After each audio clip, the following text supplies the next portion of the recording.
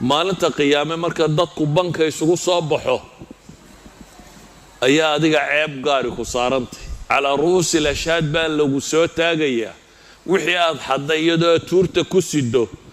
oo ay weliba qaylinayaan oo dadkoo dhammi ku arkayo ku maqlayaan ayaa lagu soo taagayaa inta qiyaamaha banku dadku taagan yahay la xisaabayo dee 50 sannadood meelahaasaa la taagnaadaa qiyaamaha intaasoo dhan tuurtaad ku sidaysaa khalqiga ilaahay oo dhammina waa ku arkayaa hadhowna naartii baa kuu dambaysaa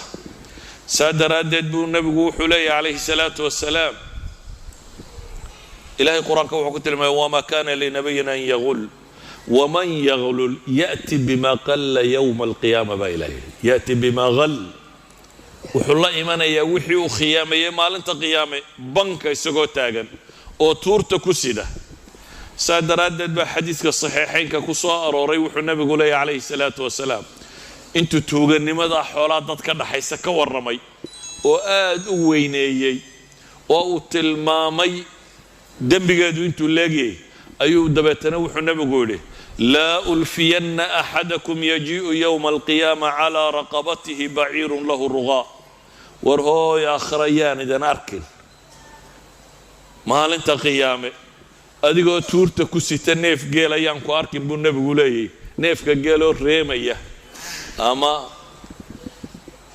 dee cod samaynaya neef geela oo dhawaaqaya adigoo tuurta ku sita yaan idan arkin buu nebigu leeyahy calayhi salaatu wasalaam neef geeloo ololaya adoo tuurta ku sida ayaan ku arkin oo leh yaa rasuula allahi aghithni ilaahay rasuulkiisiiyow ii gargaar leh faaquulu laa amliku laka shaya qad ablaqtuk nebigii naxariista badnaa ee aakhiro shafeecadiisu tirada badan tahay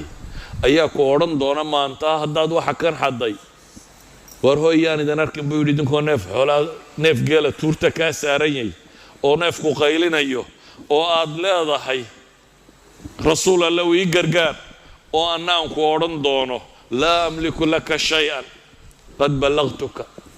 waxba maanta kuuma hanto waa ku soo gaadhsiiyey aan leeyahay buu nebigu leeyahay calayhi salaatu wasalaam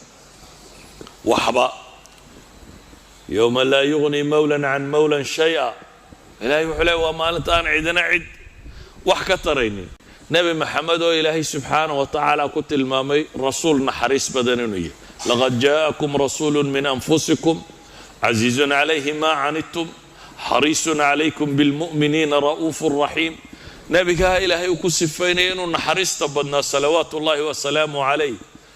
ayaa maanta odhan doona waan anigu waxba ku tari kari maayo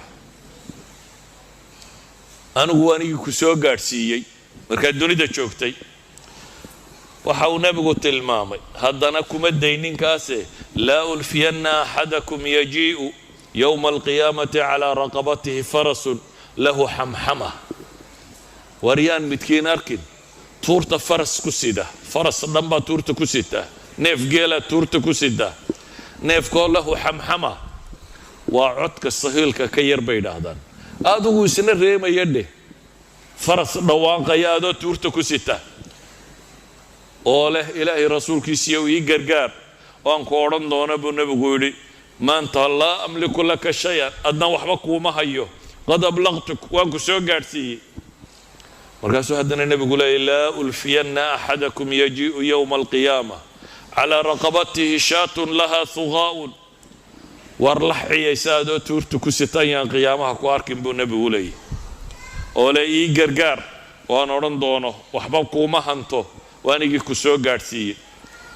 war qiyaama ayaan idan arkin buu nebigu leeyay calayhi salaatu wasalaam adigoo tuurta ku sida nafsun laha siyaax addoon ama addoomad qof bini aadam adoo tuurta ku sida oo le ii gargaaro aan leeyahy war kuuma gargaari karo oo aan ku leeyahy war waan ku soo gaadhsiiyey yaan arkin buu nebigu leeyahy calayhi salaatu wasalaam adoo tuurta ku sita riqaacun takhfiqu sida dadka la rabo maantan uu ilaahay uu tilmaamaya in loo ceebeeyo mid calala dusha ku sita baa la yidhi laakiin maradu miyay aamusantay may nebigu wuxuu leeyahy takhfiqu sida calankay baboonaysaa way sanqarhaysaa si dadku ku arko adigoo maryo tuurta ku sita maryuhu si ay babbanayaan oo dhawaaqayaan yaan ku arkin buu nebigu leeyahay calayhi salaatu wasalaam oo le ilaahay rasuulkiisiiyow ii gargaar aan ku odhan doono waar anugu laa amliku laka shay-an waxba kuuma hanto waa ku gaadhsiiyey warkii waan ku soo gaadhsiiyey waryaan arkin buu nebigu leeyahay idinkoo ta'aamusaray tuurtiinna saarantay waa fidada iyo dahabka bay culammadu yidhaha lacagta calaa kulli xaal xadiidkani waxa uu tilmaamayaa maalinta qiyaame qofkii mujaahidka soo noqday hadduu xado xoolihii dadka ka dhaxeeyey dee kaan mujaahidka hayna markaa maxaad u malaynaysaa hadduu xado xoolihii dadka ka dhaxeeyey qiyaamaha isagoo tuurta ku sida inuu isa soo taagi doono oo weliba nebi maxamed calayhi salaatu wasalaam uu odhan doono anugu waxba kuuma haya adiga ha kaa dulcido ha ku dul saarraato waa khizyi maalintaasi waa amaama shuhuud amaama dadka hortooda lagugu ceebaynaya naartiina waa kuu dambaysaa naartiina waa dambaysaa sida daraaddeed axaadiista baabkan qaar ka mid ah imaamu muslim wuxuu ku soo arooriyey fii baabi alimaara imaam albukhaariyina wuxuu ku soo arooriyey maxay fii baabi alsiyar fii baabi aljihaadi wasiyar maxay tilmaamaysaa imaamu muslim wuxuu baabulimaara ugu soo arooriyey bay leeyihin wuxuu u digayey bay leeyihin dadka madaxda ah iyadoo axaadiistan ay jihaad ku soo aroortay ayuu imaamu muslim wuxuu ku soo saaray kitaab alimaara buu ku soo saaray si uu u tilmaamo madaxdu inay tahay si awgeed buu nebigu calayhi salaatu wasalaam khawla alansaariya baa waxay leedahay waxaan maqlay nebi moxamed calayhi salaatu wasalaam oo leh ina rijaalan yatakhawaduuna fii maali illahi bigayri xaq falahum annaaru yowma alqiyaama rag baa dunida markay joogaan maalka ummadda xoolaha ilaahay iska dhumban doona buu nebigu leeyahy waar naar bay kuwaasi leeyihin buu nebigu leeyahy maalinta qiyaame imaam albukhaariyi wuxuu kaloo soo saaray can cabdillaahi bni camrin qaala kana calaa thaqli الnabiy salى اllahu alayh waalih wasalam rajulu yuqaalu lahu kirkira nin kirkira la yidhaahdo ayaa alaabtii nebiga siday buu yidhi dabeetana wuu dhintay markaasuu nebigu wuxuu yidhi huwa fi nnaar kirkira naar buu gelayaa markaasaa la baadhay buu yidhi dabeetana waxaa laga soo helay mara yarow xaday culammada muslimiintii waxay yidhaahdaan ghuluulku tuugadaasi xoolaha dadweynaha la xadaa waxa ay leedahay noocyo tiro badan bay yidhaahdeen koo waxa ugu horraysa taa aynu soo sheegnay ee fayg iyo khaniimada wixii laga xadaa ou nebigu calayhi salaatu wasalaam xadiidkaa hore ku tilmaamayey kalaa inii ra'aytuhu fi nnaari fii burda ghallaha wa cabaa'a waxaa kaloo ka mida bay yidhaahdeen dadka sakada soo ururinaya hadday wax ka qaataan oo ka xadaan nin la yidhaahdo abi mascuud alansaariy ayaa wuxuu yidhi nebigaa i diray calayhi salaatu wasalaam asaaciya inaan sakada soo guraa la ii diray dabeetana wuxuu igu yidhi inطaliq abaa mascuudin walaa ulfiyannaka yowma alqiyaamati tajii'u calaa dahrika baciiru min ibli sadaqa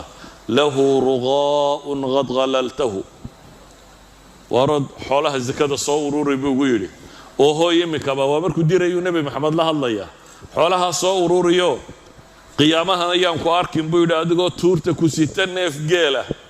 oo aad sadaqada ka xadday yaan qiyaamahana ku arkin buu nebigu ku yidhi saxaabigii markaasuu yidhi idan laa antaliq dee hadda anugu xoolaba ururin maayo buu yidhi ilaahay rasuulkiisiiyow nebiguna wuxuu yidhi idan laa ukriha kugu qasbi maayo saxaabanigu wuxuu leeyahy mar haddii aakhiraba saa la ysugu qabsanayo